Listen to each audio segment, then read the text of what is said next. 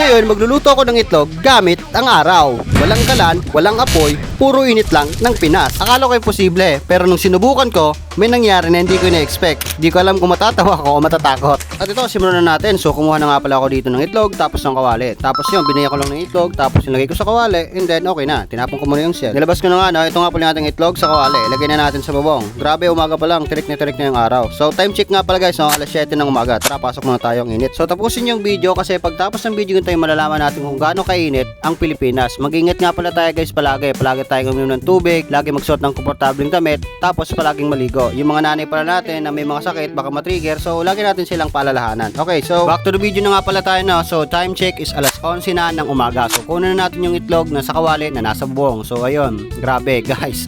Ano to? Ba't may kanin? Joke lang. Tara, pasok tayo sa loob. At guys, ito na nga yung resulta, no? 3, 2, wait lang. Follow ka muna tapos mag-react ka sa video to. Yan, bago ipakita. Yan, 3, 2, 1. Tara! Nakalimutan ko pala siyang lagyan ng mantika. So, nakalimutan ko rin siyang lagyan ng sibuyas bawang para dito na ako magsinangag. Let's go. So, yung texture niya nga pala guys, no? Medyo luto naman siya. Pero pag dinuklit ko yan, parang malasado lang, no? So, grabe yung init ng Pilipinas. Alas 11 pa lang is nasa 43 degrees Celsius na tayo ayon sa Pag-asa. Oh, anyway, in the moment of truth, kainin natin. Ang sarap. Wala lang lasa. Let's go.